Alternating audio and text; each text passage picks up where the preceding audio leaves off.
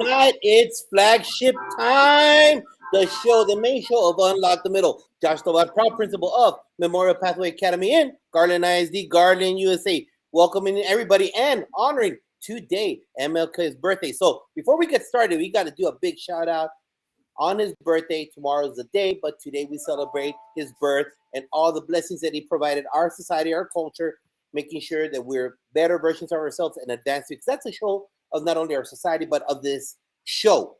That's the whole purpose. Is making sure that we grow closer together. So it doesn't matter where you're at. We want to hear from you. It doesn't matter what location because we need to know what your tools are. You need to bring your tools to the table so that we all learn from each other because we're all in the same game. We're in the kid game, and they're supposed to be the best version of themselves as they graduate and they become the leaders of the United States. So it doesn't matter where you're at, Alaska or Hawaii, whether you are in Maine or Florida or anywhere in the 48, join us today for Unlock the Middle because we have an awesome guest. What do you think about that, Dean? Hey, Sunday nights are all about getting better, like we always say. My name is Dean Packard. I'm the principal of Charlton Middle School in Charlton, Massachusetts. And Unlock the Middle has been that platform where we just bring on these people that aspire everybody to be just a little bit better. And tonight, Josh, we're definitely not going to let anybody down because we've gone right down into the middle of the core of the educational world and an individual who really understands the idea of allowing people to become better by looking at the core of what we do, and that's kids. Every student, every day, whatever it takes. Are you kidding with me? That is exactly what this guy's all about, and I'll tell you, that makes me very excited because you know what? You get into leadership because we want to be better. We want to help kids become better. We want to help people become better, and that's what leadership is all about. So, hey, happy Sunday to you. It's great to see you. Great to be back on here now, and how's your day been? Everything been good? Everything's good. Football season's over for me. But I had the pleasure of seeing the Commanders destroy the Arlington Cowboys. So that was a great way to finish my football season. Thank you very much for asking. Oh, you're absolutely welcome. I wouldn't miss an opportunity for you to come out and talk about that just a little bit. But I'll tell you what, that's not why we're here today. Let's get our guest on the show here. We want to find out a little bit about him, bringing him in. Jimmy Casas, welcome to Unlock the Middle's platform. How are you tonight, my friend? I'm doing great. Thank you so much. Super jazzed, ready to go, ready to rock and roll. So thank you again. Good to see both of you. And yeah, how about them Cowboys? Huh, Josh? How about them Cowboys? Boom. Another shot. Another shot. Notice we're not in the playoffs right now. See ya, Packers. So anyway, we'll see what happens. Hopefully the Cowboys can do it tomorrow. But if not, we'll see. It'll be a good game. We'll see what happens. So. Could be talking about our Patriots and not there either. So at the end of the day, it doesn't really matter right now. Good football's happening out there. Football season's over, right? So that's it. We're gonna have the spring pretty soon. We can't wait. This 26-degree weather is gonna stop soon, which I can't wait for up here in the Northeast. Hey, Jimmy, again, welcome to the show. Listen, can you do me a favor? Just tell everybody a little bit about you. Your background. Talk about a little bit about who you are, how you rose to where you're at today, and kind of what you're all about, if you could, please. Yeah, so let's see. I've been in education for over 30 years. Started as a classroom teacher, as a middle school teacher in Milwaukee Public Schools. Taught for 4 years. Took my first principalship at the age of 26, and then worked in 3 school districts: Milwaukee Public Schools, Iowa City School District, and Bettendorf School District. After leaving the middle school principalship, I moved to the high school, and so I went my first district 4 years as a teacher, 3 years as a principal, and then 5 years, and then in my last district, 14 years, and retired almost 6 years ago now. It's crazy. It's 5.5 years. And I was just very blessed and had a lot of good fortune, and wrote this book called Culturize, which kind of blew up. And so I got lucky because didn't really have to work anymore, but wanted to continue working, but just working in a different way. Was doing a lot of speaking at that time, and just really got to the point where, as you well know, it's hard to manage both sometimes, right? When you're going to be out on the road and yet trying to run a school, and it's a large high school and so forth. But had a great team, had a great staff, and was very blessed. Had a great run my last 10 years of principal. Struggled my first 12 years. Had some good and bad because you know how it is. They hand you the keys. You do the very best you can, and sometimes it takes a while to figure things out. And I like to think over time I got better and better, but it is a challenge. There's no doubt about that in school leadership. So I've been very blessed, and started my own consulting, or actually leadership company. Worked for ICLE as well, Bill Daggett's group. Did that for 3 years. Learned a lot, and then realized, guess what? I think I can do this on my own. and decided to start my own leadership company. And then 2 years ago, kicked off, actually almost 3 years ago now, I should say 3 years. Actually, it is 3 years ago. Kicked off a publishing company inspired by my good friend Dave Burgess. And I've been doing that as well. So running a couple companies, staying busy, and just feeling blessed every day that I get to do this job that I love so much, and that school leadership, and hopefully giving other people an opportunity to achieve that goal of writing a book, right? Because it's really, really awesome when you can hold one of those babies in your hands. So anyway, that's what I'm up to these days.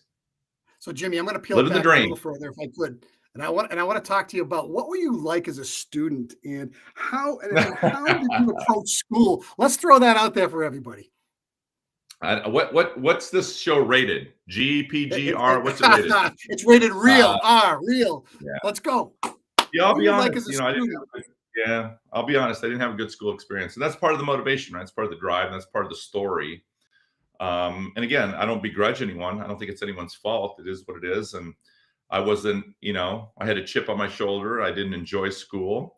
But here's the thing, my takeaway, I think, when I reflect back on it more than anything, is a couple things. One, it's a reminder again that even though I didn't like school, it is interesting to me how I was labeled by people as kind of being lazy, didn't want to work hard. But yet, honestly, I had a tremendous work ethic, right? Because I had parents that were really, really hard workers. And I loved to work. I was actually the other way around. I tell people my dad, who was our high school custodian at the time when I was 5 years old, violated every child labor law there was. I mean, I would go to work with him on Saturdays in the evenings. And my parents kind of wanted to live the American dream, right? Both my parents were migrant workers, born and raised in the state of Texas, moved in Iowa to 1961. They were migrant workers. But they did that because they made the sacrifice, right? Because they knew in order to break the generational cycle of poverty, right? In order to give their children the greatest gift that we can give any child is the gift of an education, that they knew that they would have to make that sacrifice. And I'll forever be grateful that they did that. But for whatever reason, that did not fall upon me. And I just never liked school. I never felt connected, and just wanted to work. I admired my father so much, and I loved working, and I loved working side by side with him. And that was my gift that I thought I could give to my family. Just work hard. My father used to say, "Mijo, make hard work your passion, and then it doesn't matter what you decide to do in life, you'll be successful." And I've never forgotten that. And I've always been a hard worker. I feel like I continue to be a hard worker because I love to work, and I'm passionate about it because I think it's an opportunity to build community, make a difference, make an impact. You get one life to live. So what's the legacy you're going to leave? And I've got 3 children of my own now that are grown, and they all are tremendous workers. And I feel very good about that. I have a lot of pride. They take a lot of pride in their work. All 3 of them are very successful. And and so hopefully they'll continue that on as well. But didn't have a good school experience. But honestly, that was part of the motivation eventually, because I did have an assistant principal that I write about in Culturize that championed for me. And without him, I'd never graduate. I didn't have the greatest GPA. I got suspended from school a lot. I got in trouble a lot, got expelled my senior year of high school. And if it wasn't for him, I probably wouldn't have never graduated. And, when you're trying to figure yourself out for a long time, you look back and, you were blessed because you had people that really, really were great inspirations and truly cared about young people. So I give him a lot of credit. Kelly Morgan will always be one of my dearest friends and somebody I always look up to. And hopefully I carry his banner. And I still remember calling him after I took my first principalship at the age of 26 and said, "Hey, Mr. Morgan, we're colleagues now." And the phone went silent. And then I heard, "Oh, crap." But he didn't say crap. He said something else. But anyway, it was like, what's going on, right? Here's this young boy, right? And now here we are, colleagues, 7 years later. That's crazy, right? So it's a reminder why we should never label young people. Never should label young people, because we never know where they're going to end up. We shouldn't be looking at kids at 13, 14, and 15 and dictating what they're going to be the rest of their lives. People grow, people develop, people get better, people change. And we shouldn't be labeling kids that young, because the truth of the matter is there are a lot of educators today that were not very good students. And look at them today. They are awesome citizens. They're doing great work. They're doing great things in their community. And that's always a reminder to all of us that why we should never, ever quit on a kid. Love that. So, absolutely. So Jimmy, you talked about, the beautiful experiences that you had with your parents. I know that you honor and love your mom and her cooking and everything that comes along with that. And so now, talk to coming from the same background that you and I share together. how does that community life being now the label is emergent bilingual community, seeing your parents work ungodly hours, seeing your mom care for the family, how has that influenced you once you were an administrator and now as a speaker? What do you carry on forward from that, what you saw as a child? Yeah, I mean, I think number one, it's a reminder that everybody has a story. And it's really important that we invest time to understand those stories because to me, that brings value to our young people, it brings value to our community, brings value to our families. How are we being intentional and reaching out to really understand the culture, their language, their challenges, their gifts, their talents, all those types of things that we know are really important. So that would be the first thing I take away from that is why it's important that we champion for all kids, regardless of that. But we also have to recognize that, especially in today's world, there's so much transition, there's so much of a transient population, there are so many pockets of immigration of families in certain communities. And sometimes the truth of it is, at least in my experience, when you have an influx of minorities move into a community, sometimes the community doesn't want to accept that, right? They don't want to accept that. They don't want to change. They want it to be like the way it always was. And somehow, sometimes some communities feel threatened. Sometimes some communities don't make others feel welcomed. They don't necessarily want that diversity. Um, and then there's other communities that do, that they embrace it, right? And that's what's so awesome. Why does one community embrace that diversity while other communities don't? And I don't know why that happens, right? But so that would be my first takeaway. The second thing is a reminder that this is why we shouldn't label kids, as I was just saying, because the reality of it is, especially in our culture, I mean, I believe our culture is some of the hardest working cultures there is. And yet they may not be connected to school and may not love school, but if they're connected to an adult, I believe they'll show the respect and they'll do it for maybe for other people if they won't do it for themselves. But the truth of the matter is that a lot of our kids are coming to school today with a lot of challenges, a lot of trauma, and we really have to invest time. And how do we approach that as a community, not just as a school community, but as a community as a whole? And how are we being really intentional to partner with our families, partner with those community resources, and partner with those support staff? Because whether it's a paraeducator, a social worker, a counselor, a nurse, these people play huge roles in the work that they do with our students. And if anything, especially when it comes to languages, that's why it's important that school districts invest in ESL programs. They invest in hiring people who can speak languages and work with children, especially as a transition. And that would probably be the last thing I say is for schools, it's really important that they look how they're transitioning students into the school. How are they taking time to really get to know the families and get to know the students and get to know those backgrounds? So as kids come into a school, that they feel equipped, but that the students also feel supported and that there's an adult who cares about them. And it's also, lastly, a reminder of why it's important that as districts and school districts, that we're being really intentional in trying to go out and recruit minority applicants, how we support those minority applicants in their own transition to a community, right? Because a lot of our applicants and staff who move into a community might themselves experience a culture shock. So what resources and support are we surrounding them with?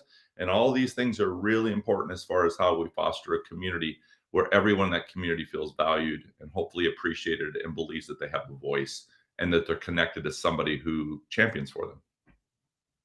Jimmy, how did you end up in public education? Out of all the roads you could have chosen, if you listen to what you said at the beginning of your this whole session, you said schooling wasn't the greatest thing for you. So what was the switch? Why did you jump into public education? Was it to make a difference? Was it because you saw an opportunity, you just ran with it? Talk to us about that. Well, early on, there was no desire to be in education. I just wanted to work, like I said. So, after I finished high school and even during my high school years, I was working at a grocery store for a while. And then I started working as a custodian. My father was a custodian. There we go. I did that for 3 years. I worked in a chemical plant. I didn't want to go to college. My parents wanted me to go. I didn't want to disappoint them. So I went because they wanted me to go. So I went to a junior college. I dropped out of school 3 times, actually, because I didn't want to go. And finally, my parents just kind of gave up. And they said, okay, let's just go ahead and go work, right? Because again, remember, they sacrificed so much to educate their children.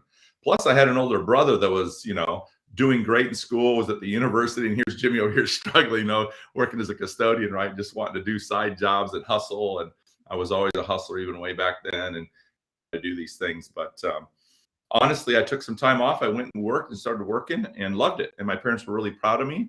And then I had an experience where someone who was a mentor of mine who was 50 years old, who had a kid in college, a kid in high school, a kid in middle school.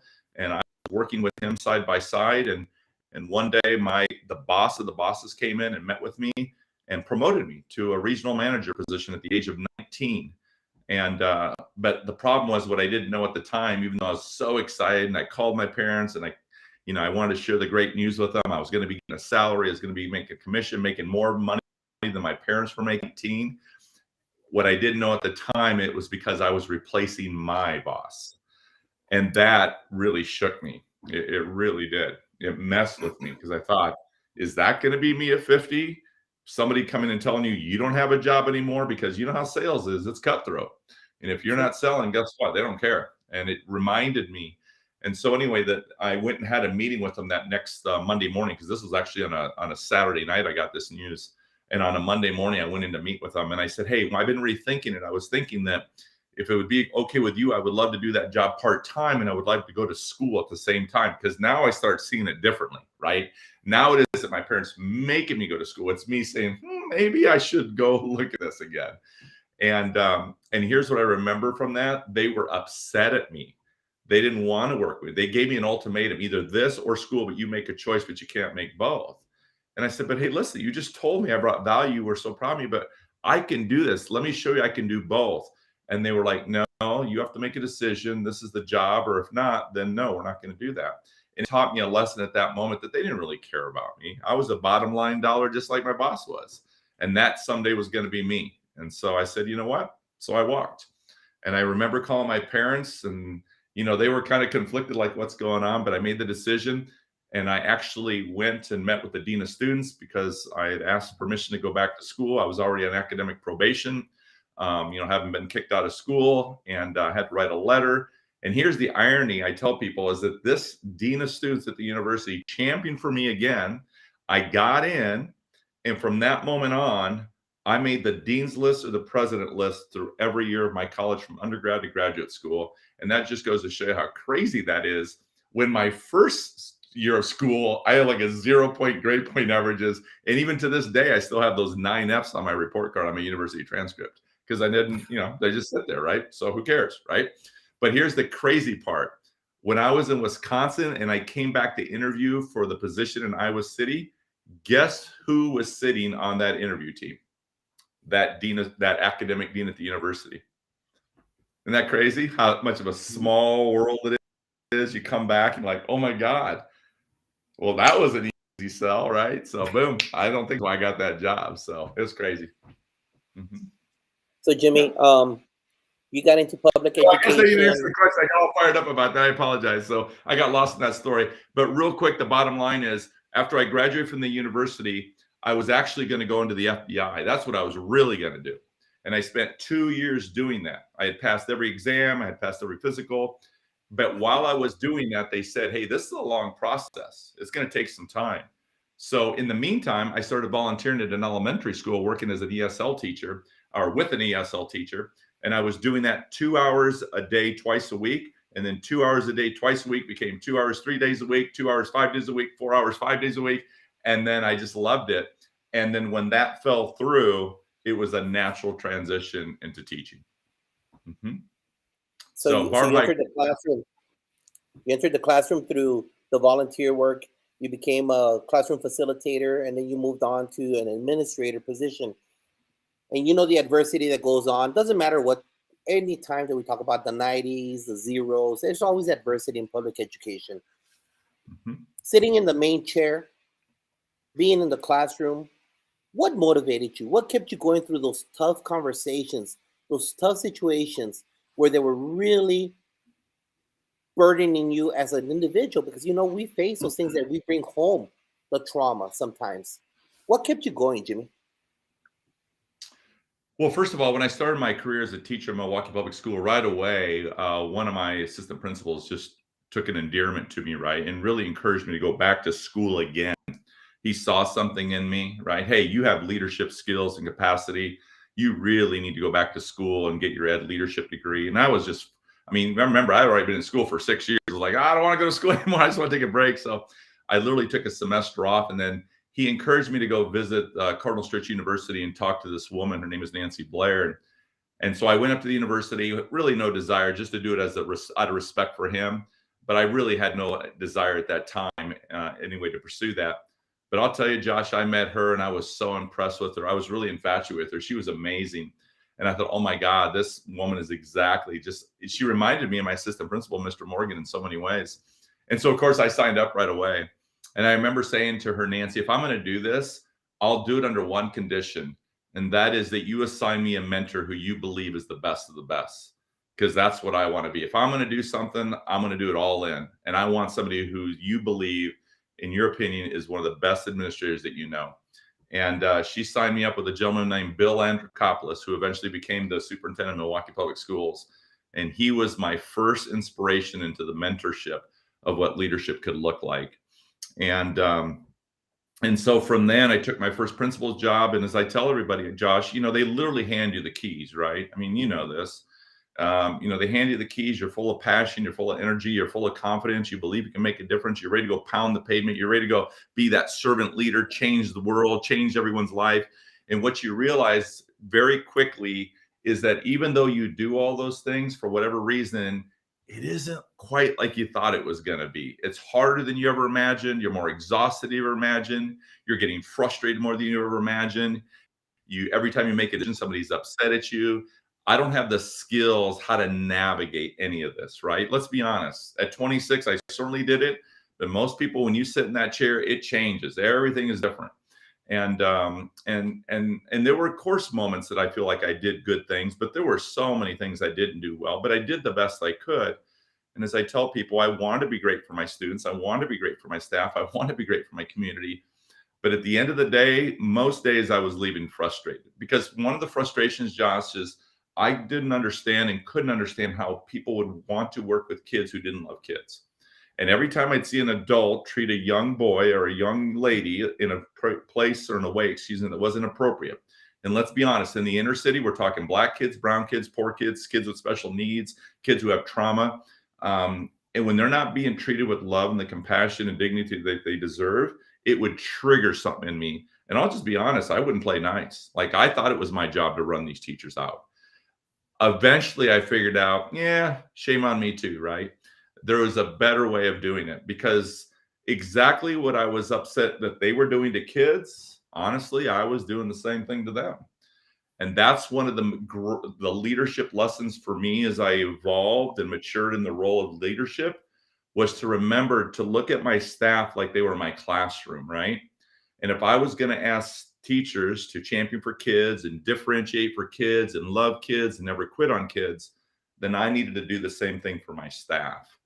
But that took some time to go through those steps and that process and the maturity and evolve in that role before I figured that out.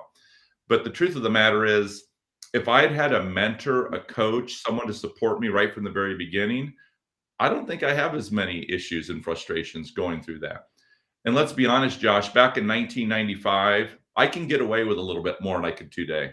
I can't, some of the things I was doing then, if I did that today, I'd be gone, right? There'd be so much social media. I'd be being attacked. I'd be saying, I'm out of here.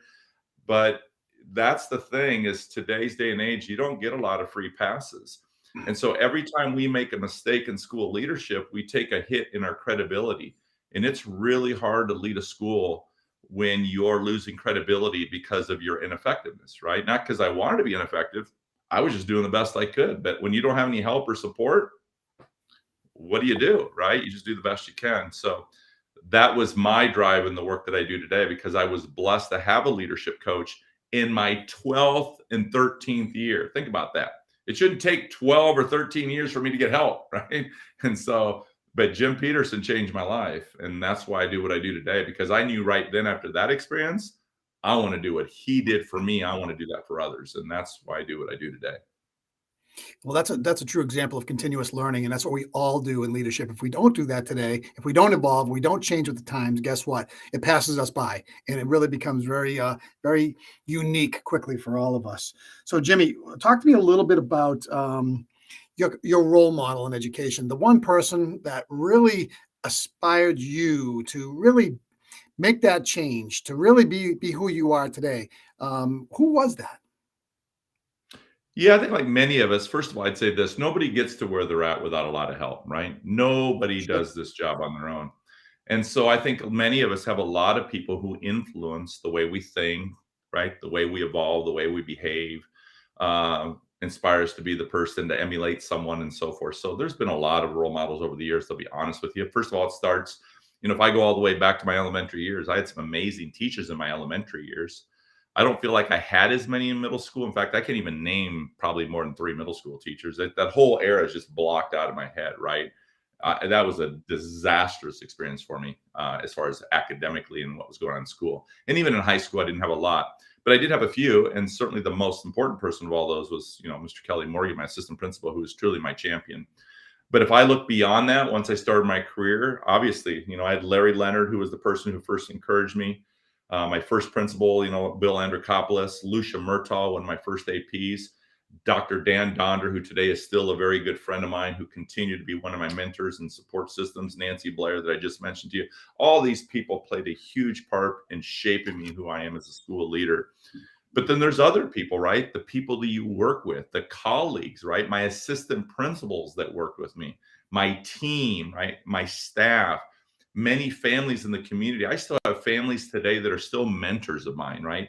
Business professionals who have helped me shape my business, who have helped me leave the field of education to become an entrepreneur. Let's be honest, I don't know what the hell anything about being a businessman, but I had to learn. And who did I reach out to? Parents who were successful in their roles, businessmen who continue to mentor me today. My financial planner is a mentor of mine today, who's taken me under his wing and taught me the importance of building wealth and how to do that, who's mentored me and shown me how to do that. These are just blessings, right? Just blessings that we continue to have in our lives. And of course, my kids are an inspiration. My parents are an inspiration. And the relationships of people in my life. And then of course, the world of social media, right? My best friends, Joe Sanfilippo, Jeff Zoll, Tom Murray, these people are my best friends, and that I met through a stupid little bird called Twitter. And again, people that you looked up to, right? The Todd Whitakers of the world, the Bill Daggetts of the world, the Rick DeFors of the world. These people inspired me. And to believe that I could write a book or speak alongside Todd Whitaker or co-author a book with him or, be mentored by a Rick DeFore. I mean, what the hell is going on, right? Like, how does all that happen? And that's why I think every day we're surrounded by an abundance of blessings. We just got to see those blessings, be grateful for those, and hopefully do something with it. Do something with it. So that's what I try to do. So, Jimmy, as you're moving from coast to coast, north to south, and you have so many interactions, especially now after those ugly years that we just passed, what are you seeing right now being supporting administrators campus? Because I know just out there, Jimmy did a great job when he came to my former campus.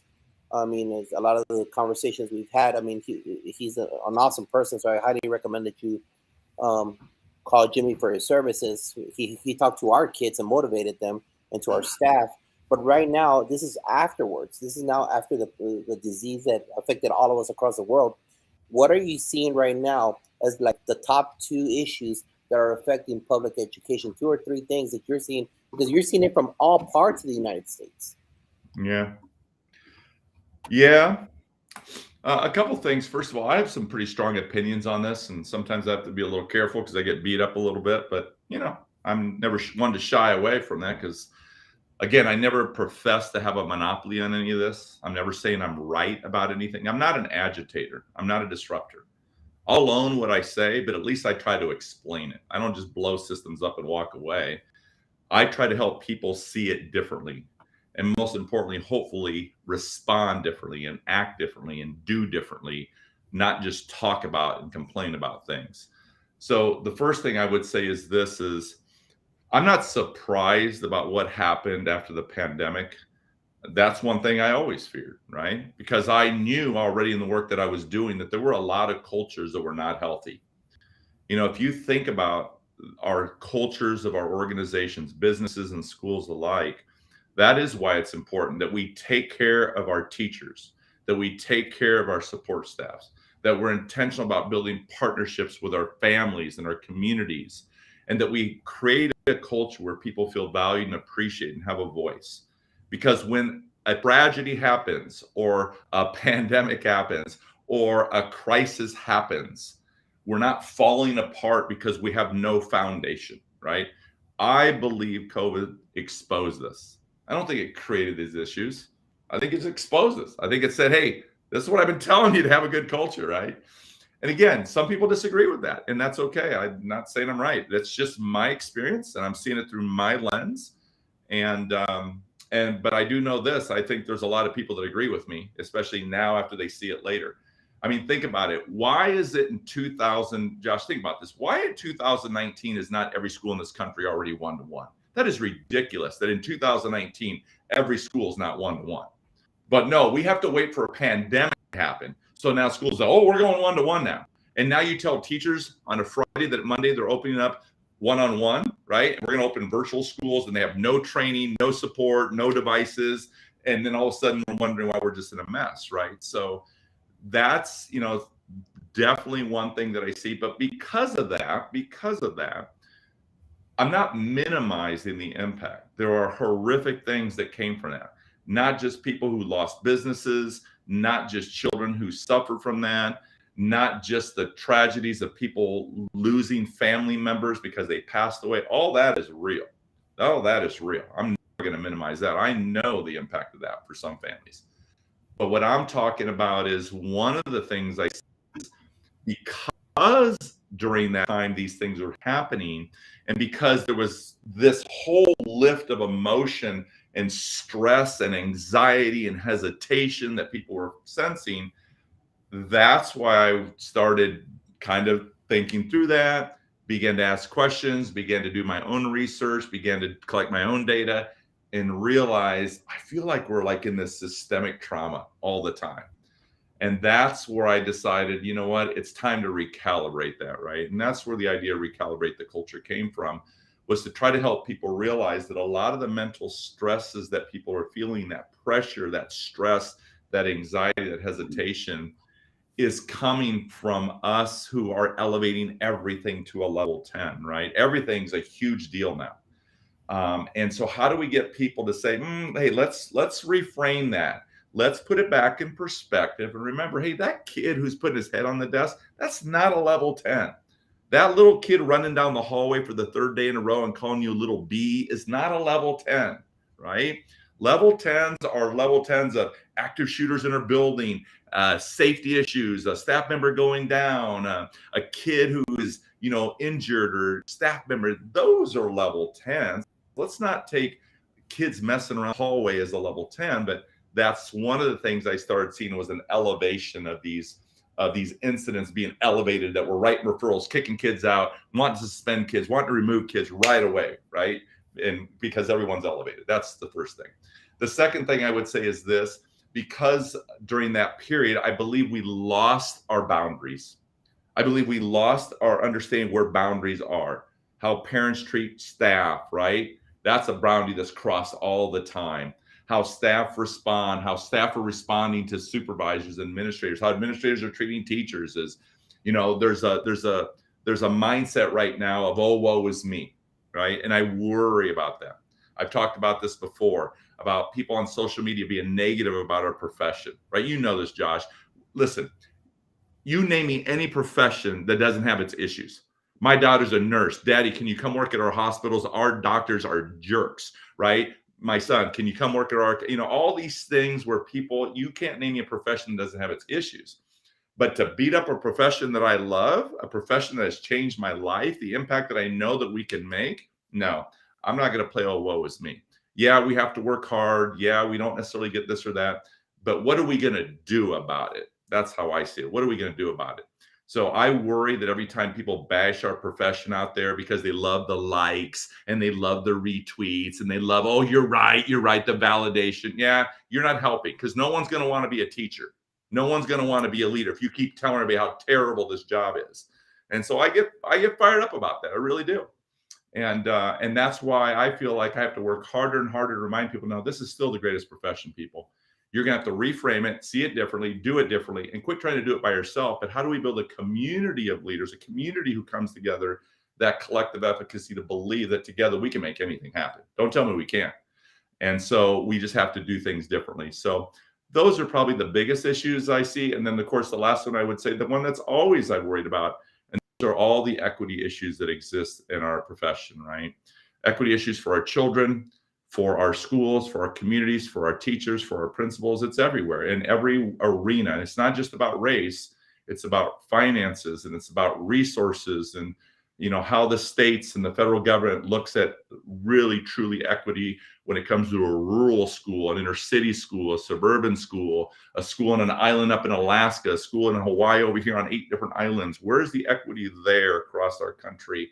And when are we going to finally commit to saying we're going to provide more resources for all of our schools? Because it is still, in my opinion, the most important profession there is in this country. I agree with you wholeheartedly. And again, education has given me so many opportunities. And thank you for saying that, because this is the greatest job out there, and the job that has the greatest impact on everybody around you too. So something to think about. Jimmy, when you think about what was it like transitioning from educator to keynote speaker and delivering the address in front of people instead of that small classroom or that leadership team? What was the biggest challenge you had from going from educator to that speaker mentality? Well, the good news is I have a father who loves to talk, so I've modeled that for me all my life, right? So I would watch my parents. I think they were great at building community. My father and mother are both great connectors. Growing up, I would watch them, so they modeled this for them. I try to raise my kids the same way, and the importance of those soft skills, which I still think today are one of the most important components for our young people to get the best jobs, to be successful, is how do they develop those soft skills and how do they use that? So the second thing I would say is this. It's always funny, I do get this a lot, right? Dean and Josh, I get, I want to do what you do, Jimmy. And I'm so great. Well, then that means you'd have to talk for 18 years for free, because that's what I did. So I'm not really sure you really want to do that. But I just fell into it. Like, I didn't start off saying, hey, someday I want to be a speaker, I want to be an author. Nope, all just fell into it. Again, just lucky, just blessed, right place at the right time. People who believed in me, again, just gave me those opportunities. But it really probably started, I was always speaking. You remember when you become a principal at a really young age, I was already at 26 going over to UWM, Marquette University, Cardinal Stritch University, working with practicum teachers, working with cooperating students who were in my building, just offering, hey, I'll just give you some thoughts, some advice, and things to think about. Eventually, when I moved back to Iowa, I contacted my association. Hey, I'm a young principal, but I've already been a principal for a few years. If you have any young people coming in, there's some things I think I could offer them, some things I've already learned. They allowed me to start doing workshops right away, served as mentor. So I started doing that right away. Speaking every conference for free, NASSP, SAI, everywhere I could, just to share my message, because I wanted to people, right? I wanted to do for people that I didn't feel like I got. I told you, they handed me the keys. We shouldn't be doing that. And so all that just eventually in 2012 leads to the blessing of being named Iowa Principal of the Year. Then it was really that following 6 months later when NASSP called me and said, hey, congratulations, you're a finalist for National Principal of the Year. And although I didn't win, they gave me a platform to talk. And when I spoke, that's when the phone started ringing. And then it just blew up. And NASSP allowed me to continue to speak at all the state organizations. And the more I did it, the more I loved it, the better I got at it. And then and it was the first time I ever started getting paid to do it. And I didn't even know what to charge, because I didn't want to do it for the money. I just wanted to do it to do it. It's like, I don't know. I have no idea. Right. And then eventually I realized maybe I can do this for a living. And then when ICLE called and I got that opportunity, and I was doing both those, speaking, principal, ICLE, I was doing all three of them. And then finally, again, Dave Burgess reaches out to me and says, hey, I want you to write my book. And that's crazy. And, how do these things happen? And you just kind of fall into it, right? And but the transition from an educator to an entrepreneur is a different way of thinking, right? So the first advice I always give people is don't quit your day job, because it's still a hustle, right? And it's a grind some days. And when you don't have insurance, when you don't have a real job, and that phone stops ringing, it makes you nervous. And, I don't want people to have to feel now I have to do it. See, it all changes when now it becomes a job, where initially it was just something fun I like to do on the side. But here's the thing is every time I would come back, I'd be more jacked up than I ever was, more excited than ever was, coming back with ideas, ready to go change, reinvigorated. And that's the thing I've learned a lot from the districts, that there is a lot of professional jealousy in our profession. That's the one thing that just makes me sick to my stomach, is that there are still a lot of people who do not want people to be successful. And they will do everything to remind you and play the jealousy game and try to bring you back to the average, right? And that's what I always say. And I try to remind people all the time today, if you're going to do this and you're going to keep being an educator, you better have some thick skin, because you're going to take a lot of hits, because there's a lot of haters out there, and there always has been. But that's because people are trying to bring you back to the average. And I always tell people, don't let people take your excellence away from you. You'll quickly find out who your real friends are. You'll quickly find out who really supports you and wants you to be successful. And so that's one thing I've tried to take away too, is I want to help other people be successful. That's what makes me, I believe, more successful, right? And so how do we continue to support those people? That I want more people to do this. There is plenty for everybody. And so how do we help everybody get started? And how do we support people? And that's what I think I do really good behind the scenes. I try to help people behind the scenes get started in the profession. Yeah, but I still warn them, don't quit your day job. Keep doing it because it's fun, save a little money, and you'll eventually figure out whether you can make a living at it. And that's because, well, the phone never stops ringing. And if you can do that, then you're doing something right. 5 companies going all over the United States, different sizes of schools, large 2,500 schools to little ones, administrative teams, hanging out with crazy administrators with their flags, greeting kids. What keeps on driving you, brother? What keeps that fire? I know your dad. You saw your dad. You were there. You saw everything. What keeps that fire? That's nuclear energy, brother. Tell people, what's that nuclear energy? Well, part of it's DNA. I mean, I think any school leader already has the DNA. I mean, nobody goes into this profession unless you have some DNA, right? People who want to keep learning, people want to keep getting better. Some people just have a DNA to be driven, right? They're driven to excel at everything they do. But I always say part of that is, as you're driven to excel, to be the best you can be, that make sure you're walking alongside other people and enjoying it with other people, not just yourself. It's a lonely world if it's just you. So that'd be the first thing. But honestly, when I lost my way, Josh, I mean, the truth of the matter is, 12 years in the profession, I was ready to walk away, not because I was tired of working. I was just tired of people. And the hard part is, and this is what I talk about this, is what had happened is, without even realizing it, is I had landed on the perimeter. And that's where I think a lot of people are today. And what I mean by that is, when you land on the perimeter, it's a dangerous place to be, because what I was doing is I was looking to the perimeter to figure out who to blame. Why weren't kids successful? Why weren't teachers doing this? Why aren't you supporting me? Why? Always blaming other people.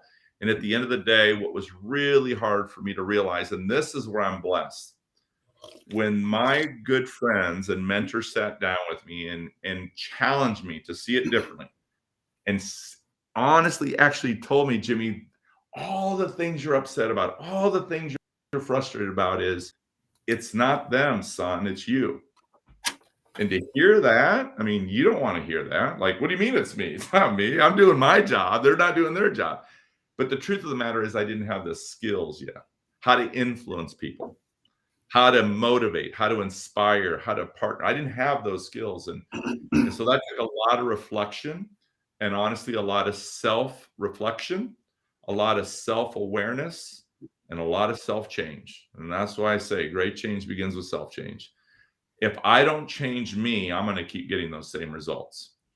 And so what I try to do is help people see that we all play a part in the issues in our organizations. We all play a part in our issues in our own families. I believe we're all the undercurrent.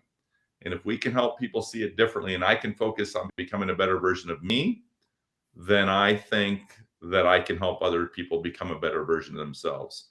So after that 12th year, those last 10 years for me was really awesome. And I've continued to try to live to my core values. Those core values you'll find in Culturize. And I know my why today, Josh, and my why, and I believe this, and I know I'm not naive, but at least I believe it. And I believe I can walk into a room, I can walk into an arena, I can walk on a stage, and I truly believe I can inspire people to find their way back. Because I know this, that whether it's you or Dean or any other educator, when they sat in that interview chair, they wanted to be great for kids and they wanted to be great for staff in their community. But the truth of the matter is people lose their way. And I believe that we can help them find their way back. And I believe that. I know I don't do it for everybody, but at least I believe it. Because if I'm going to ask a teacher to believe they for a kid, then I better be able to do that for that teacher or that adult. And so that's what I tried to do today. That's what keeps me going, to help people find their way back so they can be great and make that impact that they always wanted to make. And having gone through that experience myself, I can empathize with it. I can see it. And that's why I don't judge it. I used to, but I don't anymore, because I know people want to be great at it. You know, Jimmy, I can tell you right now, it's very easy to lose your way, especially in the world of leadership that we're in today, because it doesn't stop. You know, you focus on your purpose, focus on your why, understand why you set goals for yourself, and just be that champion for everybody. You'll be absolutely fine. We get caught in the noise. There's no doubt about it. And it's very easy to do so. I love that challenge to see things differently. Think about that for a second, the power that is associated with all of that. Now, I got a very simple question for you. Right? Reframe it and see it differently. You got to see it differently, because it's not what you think it is, right? No, what lens are you seeing through, right? So it's a good reminder. Because it goes through a personal lens, and they only see it the way they feel they see it. And again, somebody stepping back globally from the outside, you can change perspective, you know, and you can help calibrate that. And I absolutely love that from a leadership role. Jimmy, what would you say? This is like a 30-second question for you. What would you say to that principal or that teacher who's struggling, and you know what, and they just want to be able to get through and make that difference? Some closing thoughts on that. What would you tell them, the importance of their job and how to just reframe their mind? Identify what their values are. First, identify that. See if you can define it. What does it mean? And more importantly, do your very best to live those core values, because that's the authenticity of your leadership. People want to follow people that they believe in. I believe people want to be led, but they want to be led by somebody they can believe in, somebody who lives their values, right? And so the last thing I would say is this, when I think about this, is try your very best to cultivate what I call a culture of permission. Give people permission to help you be great, because you're not going to be able to do it by yourself. So if I give Dean and Josh permission and say, hey guys, I want to be great for you, but there will be days that I know I won't be at my best, and there will be days that I won't be great, and there'll be days I'll violate my own values. But I give you permission. When you see that, please let me see it, because I won't see it. And I need you to help me see it. Culture eyes. See the culture of your organization through the eyes of others, right? And allow people and give them permission to help you be great. And if you can do that, build a culture where everybody gives permission to everybody to be great, well, how awesome is that? So yeah, time to recalibrate. That's what I say. Time to recalibrate. Let's go back and be that. Speaking of greatness, we have Jimmy Casas. Great job. Thank you for being here tonight, Jimmy. How can people reach out and get a hold of you? And believe it or not, there are people that don't know who Jimmy Casas is, and that's okay. I can't believe better for me. No, Dean, I'm telling you. I come across people and I said, hey, Jimmy, he'll tell you that. Oh, I know Baruti Cafele. Oh, I know Jimmy Casas. You know, I've worked with him before. And they're like, who is that? No, we cannot, because you know what? There's such a turnover in the leadership and teachers and everything that there's always brand new people that need to know. So, Jimmy, how can people reach out and get a hold of you? Well, that's why I moved to small town Pennsylvania, where nobody knows who I am. It's pretty nice.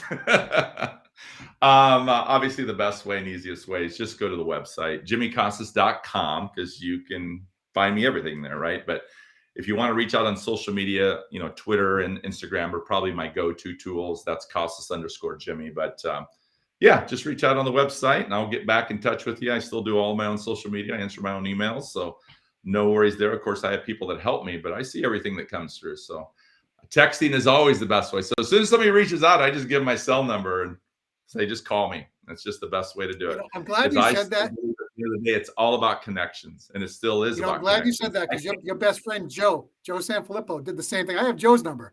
You know, he was at a conference. I got it, and I could text him back.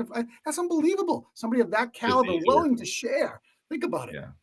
Anytime somebody reaches out to me on DM, I just give my cell number. Say, hey, just call me when you get a chance. I'll explain it to you. I'll walk through it with you. It's, hey, that's the benefit of not having a real job, Dean. I don't have a job, so I have time. When I grow up, I want to be like you. How's that sound? I love that. It is definitely a blessing. There's no doubt about that. It is, it's pretty awesome. So I know. And so I reiterate once again, being sitting in the chair, having brought in Jimmy to a former campus, I cannot let you know, hey, educator out there, if there's some adversity that's going out there, firsthand, I'm letting you know, this guy right here, you got to call him. He'll do justice. He'll do service to everybody within there. Love that guy. He's awesome. And there's some ganas in there that is fabulous for everybody. Con ganas, all right. Hey, so and I gave Josh my number, and we ended up at dinner at Bob's Steakhouse in Dallas, Texas. I don't know how that happened. So thank you, Jimmy, for being here tonight. Thank you, Jefe, for being here. Baruti Kafele, Fantastic Four, here on tonight. Chica, Fantastic Four, on here tonight. But you know what? We're not done. This Tuesday, office hours. Office hours, Dean, at what time, sir? Well, it's scheduled for 8 o'clock, but I have a basketball game I'm officiating, so we're going to tweak that a little bit. We're going to tweak that. We'll get that. So we can do it later, so probably 9-ish. All right, so this Tuesday, we have office hours, a 20-minute problem-solving show. Real life scenario, and you're going to find out from administrators how they would handle it. So if you're brand new or you want to be in the chair, this is how you find out. First-hand experience from everybody. Thank you, Jimmy. Thank you, everybody, for being here tonight. Muchísimas gracias. Cuídate.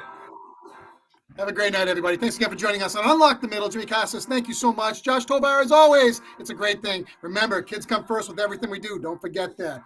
Have a great week, everybody. Jimmy, stay on for 1 second.